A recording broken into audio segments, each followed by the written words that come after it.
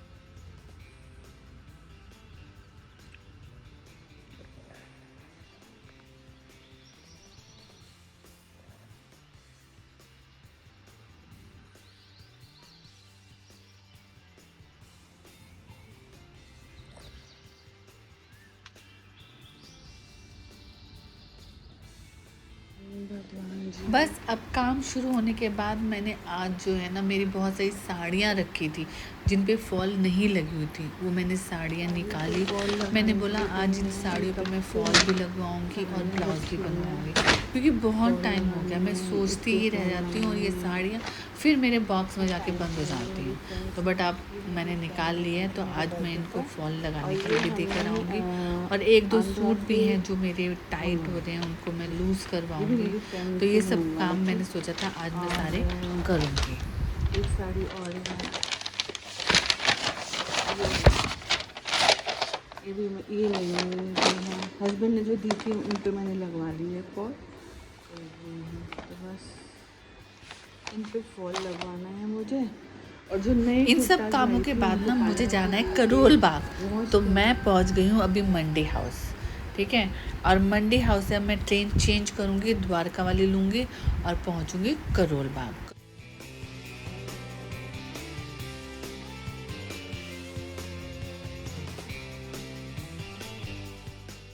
तो चलिए जी, बस अब मैं पहुंच गई हूँ करोल बाग मेट्रो स्टेशन पर। और अब यहाँ से मैंने मेट्रो स्टेशन से मैं नीचे उतर के आई हूँ। तो पहले ये शॉप्स नहीं बनी हुई थी यहाँ पे, ये काउंटर से नहीं बने थे, बट अब इन्होंने ये शॉप इस तरीके से बना दिए, क्योंकि जो दूसरी साइड में ना अब वो रिक्शा वगैरह खड़े होते हैं वहाँ पे, यहाँ मतलब दुकानें नहीं लगाने देते, मतलब स्टॉल नहीं लगाने देते।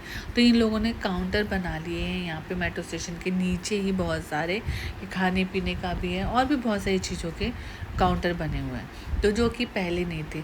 और भी ज़्यादा भीड़ भाड़ अब करोल बाग में हो गई है। पहले तो थी, लेकिन अब पता नहीं क्यों दिन पर दिन जब जाओ भीड़ और ज़्यादा लगती है, फिर और ज़्यादा लगती है। पहले तो ये होता था चलो शाम के टाइम पे जैसे मतलब मार्केट शुरू हुई है तो भीड़ है, लेकिन अब तो 10-11 बजे से ही ऐसी भीड़ शुरू हो जाती है कि पता ही नहीं कहाँ से मतलब इतनी भीड़ आ गई। बाग पहुंचने के बाद उसके बाद मुझे जाना था अपनी बड़ी दीदी के साथ, जो मेरी सिस्टर इन लॉ है बड़ी वाली, उनके साथ और अपनी दुरानी के साथ और देवर के साथ किसी जगह पर। तो उनके साथ अब मैं जा रही हूँ गाड़ी में।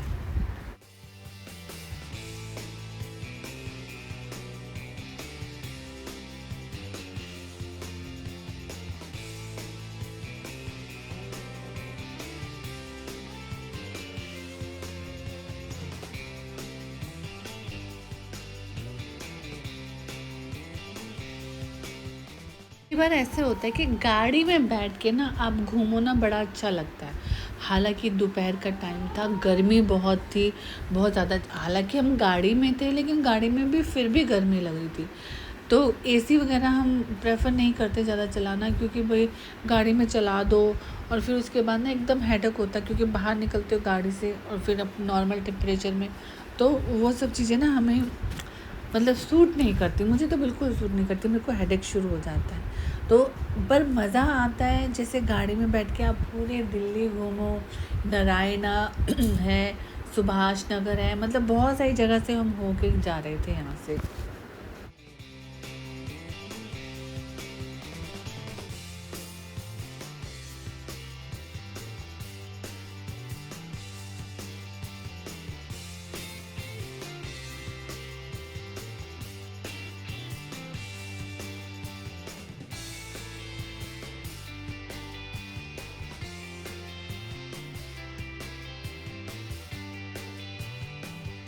यहाँ का बंदा ले लेगा।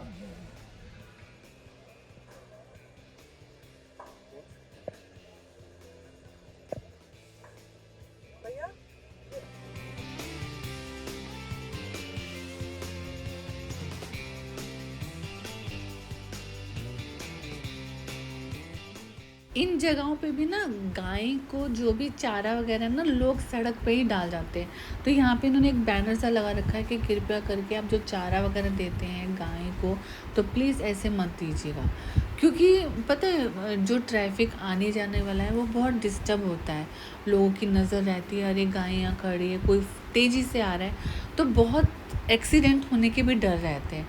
तो इसलिए ये बहुत अच्छा लिखा हुआ है, इसलिए ज़रूरी है लोगों को समझना भी कि गाय को देख के वहीं पर उनको खाना मत दो, एक पर्टिकुलर जगह बना दो जहाँ पर कि गाय को भी एक मतलब देखो डेली आप किसी को कुछ देते तो उनको पता चल जाता है कि हमें यहाँ पे खड़ा होना है या हमें यहाँ पर जाना है, तो वहाँ पे उनका खाना उनको मिलेगा। लेकिन आप गाय अगर सड़क के बीच में खड़ी है वहीं पर जाकर अगर आप उनको चारा डाल रहे हो या आटा खिला रहे हो तो वो मतलब सही नहीं है। हमारे इधर फरीदाबाद में भी बहुत सारी गाय हैं, लेकिन फरीदाबाद में ये है कि लोग सड़कों के बीच में जाके चारा वगैरह नहीं देते या आटा नहीं खिलाते, वो किनारे पे रख देते हैं जिससे कि गाय जब भी उन किनारों पे चले या आए और वहाँ से वो खा ले।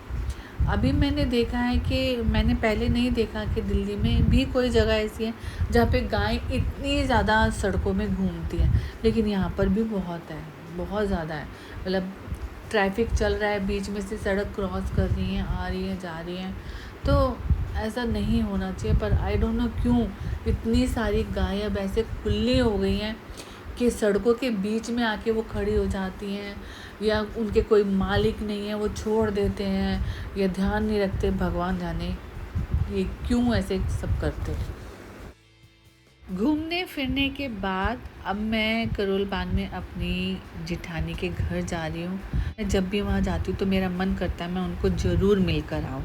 तो चलिए बातें करते हैं। ये अच्छा लग रहा है सूट ना, हाँ डिज़ाइन इसके अंदर ना, और पता है जितना प्राइस आप बोल रहे हो उस हिसाब से तो बहुत सही है।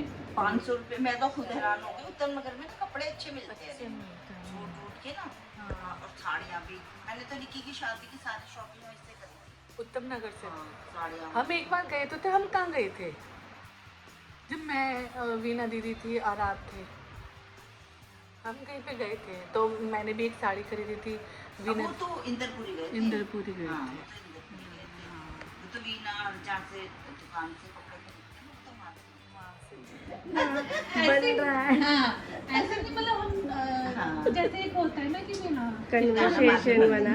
गाना हम बाद में भरेंगे, ठीक है? नहीं गाना तो दूसरा में भरेंगे, ये तो वीडियो बनना है, अच्छा अच्छा, ये तो मैं अपलोड करूँगी ऐसे ही बना। कि आपके साथ गुजारा हुआ टाइम जो है वो मैं तो यहाँ सारी याददाश्त लेके जा। हाँ हाँ, कभी भी जाऊँ ये भी तो साल है, भर के बाद सही जाऊँ, बात है। 2 साल में जाऊँ। अब तैयारी शुरू कर ले शादी की। कैसे कलर का खरीदूँ लहंगा? क्या ब्रांड कहती है कुछ और क्या पहनती है कुछ। नहीं पर शादी में तो चेंज नहीं होगा, शादी में तो लहंगा लहंगा ही होगा यार, साड़ी तो पहनूंगी, लहंगा लहंगे ही चाहिए। हाँ लहंगा। क्योंकि बच्चे मेरे को भी लहंगे चाहिए। नहीं मैं लहंगा मगर मैं कहाँ संभाल पाऊंगी, किट्टू की शादी में पहनी हल्का सा लो ना। अब देखो जिसका कपड़ा अच्छा हो, लाइट वेट में हो, या तो सिलवाना पड़ेगा। चुन्नी टाइप में जो हाँ। होता है ना वैसा लो, वो भरा भरा सितारे पे चढ़ाना नहीं। मत लेना। हल्का ही लूंगी और ना उसमें शाइनिंग हो, बस अच्छा सा होगा। हम दोनों ऐसे ही लेंगे। उधर से आऊंगी मैं गतरन मार्केट में ना, लहंगों के बड़े अच्छे अच्छे कपड़े मिलते हैं।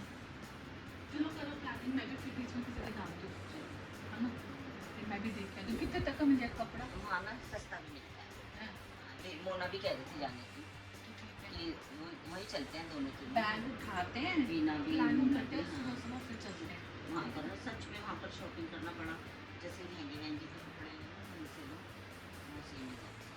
तो ठीक है, फिर आप प्लानिंग कर लो तो फिर हम चलते हैं किसी दिन ना, तो फिर लेकर आते हैं, ठीक है ना।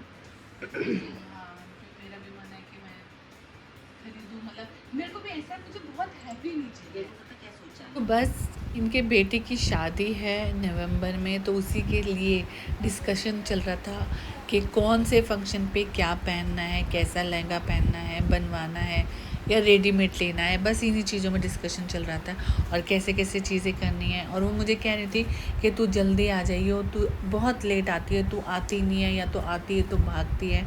तो ये सारी चीज़ों के डिस्कशन हमारे चल रहे थे। और मोना भी मुझे कह रही दीदी आप प्लानिंग कुछ और करते हो और फिर एक एंड टाइम पे आप चेंज कर देते हो। तो मैंने बोला अब की बारी ऐसा नहीं होगा, जो प्लानिंग होगी उसी के हिसाब से हम सारी चीज़ें करेंगे। तो बस यही सब चीज़ों की बातें चल रही थी। और उसके बाद अब मेरा टाइम हो रहा था घर जाने का, क्योंकि मुझे फरीदाबाद वापस आना है। अच्छा अभी इजाज़त दो, हम चले क्या? कोलैब कर सकते हैं, खाना वाना खा के जाना। नहीं यार, बहुत टाइम हो जाएगा, वहाँ पहुँचने में 1.5 घंटा लग वही तो जाएगा। अनुष्का को छोड़िए ले ही आती है। अरे यार फिर कल सुबह कॉलेज है ना, फिर भागम दौड़ी होती, इस वजह से थोड़ा सा ना। सैटरडे आ जाइए। निकलते निकलते मुझे शाम के 7 बज ही गए, क्योंकि मुझे यहाँ करोल बाग से फरीदाबाद आने में 1.5-2 घंटे तो लगते ही हैं।